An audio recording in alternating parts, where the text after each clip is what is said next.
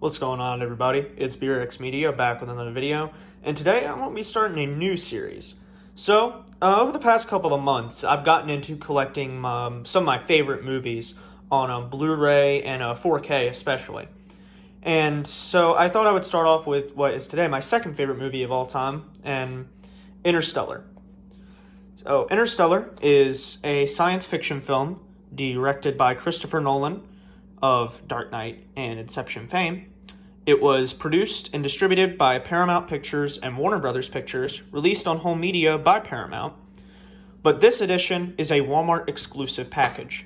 As you can see, if you would look up on BluRay.com, which is where I use to find a lot of deals on Blu-rays, highly recommend that site, you would not find this edition on there because this is a Walmart exclusive edition. Usually you will find another 4K edition that comes straight from Paramount that has the slipcase and everything. But as you can see, this is inside a traditional DVD disc. Blu-ray discs kind of taper off about right where it says a film by Christopher Nolan. That's where a Blu-ray case would taper off, and it's a bit wider. Let's open it up and take a look at the contents. So I've already redeemed the code, so we'll just put that right there. So as you can see, it comes on several discs, 3 discs as a matter of fact. It comes on 4K Blu-ray, which is the definitive way to watch this masterpiece. Standard Blu-ray and DVD. All right, let's close it back up. So, I was coming home from work one day. I had to stop by Walmart to grab some stuff, and I saw they had this here. I've been wanting to add this to my collection for a long time, and the first time I actually watched it, I had rented it on Microsoft Movies and TV, and it quickly became one of my top 5 favorite movies. It is now in my definitive listing as my second favorite movie of all time. My first is Saving Private Ryan, which I also have on 4K Blu-ray, and I'll be doing a review of that soon enough. So, the movie stars Matthew McConaughey, Anne Hathaway, Jessica Chastain, and Michael Caine in starring roles. And just overall, this movie is absolutely amazing. I really enjoyed it. I believe it got snubbed for Best Picture in 2014. Just judging off of what won, Birdman. I just don't think that's a good thing for Best Picture. No, I don't think that should have even been nominated. But my thoughts on that aside. Not Inception, sorry, I'm getting confused here. Interstellar is such a great movie. Whether it's the wide sweeping shots, the acting, just the storyline too is very... there are times where it feels hopeless, but there are other times it reminds you that there's still hope. And I think it's a very empowering and encouraging movie to watch. So, other things about it, it's definitely best watched in 4K. If you have a 4K TV set, I highly recommend it.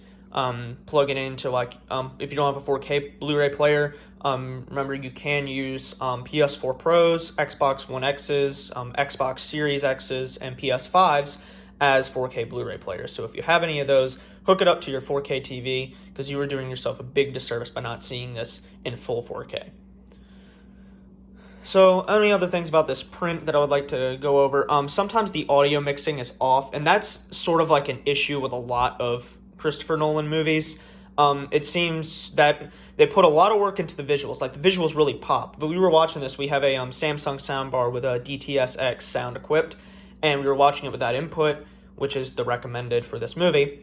And it just, something always felt off. Maybe it was just the way Matthew McConaughey delivers his lines, because sometimes he talks very quiet and it almost sounds like he's mumbling his voices. At one point, my dad actually had to pause the movie when we were watching and said, it feels like he's mumbling a lot. And which he is. In this movie, he's talking sort of quietly and intensely a lot of the time, but he doesn't really do that well. Take it some of his other movies, like Sing, is an animated movie, but he speaks very clearly in that. Dazed and Confused, he spoke very clearly in that. But I might have just been, for this one, maybe the script told him to be quiet and intense, and he kind of doesn't do that well. So I'm hoping with Oppenheimer coming out, the sound is actually mixed well, because that's going to be definitely a dialogue-heavy film. But other things to note about this print, the visual quality is outstanding. Much better than the one you could find on streaming. And just overall, this is just such a good movie. It's a long movie. It clocks in at about 2 hours and 58 minutes. 2 hours and 48 minutes, excuse me. And it's just, but it never feels like that unless it's your first time watching it and you're not a big fan of sort of, I wouldn't say it's a slow burn. I mean, it kind of is for the first 30 minutes, but it does a good job of getting you invested quick, just with how strong the characters are. So, without further ado, I think I'm going to wrap this video up. The film is rated PG-13. There's no sex or nudity. There's not much violence. There are some intense scenes, and there is a little bit of language in there, including one use of the F-bomb, but it flies by so fast that you won't even notice if that's something you're concerned about. Overall, I give Interstellar 5 stars.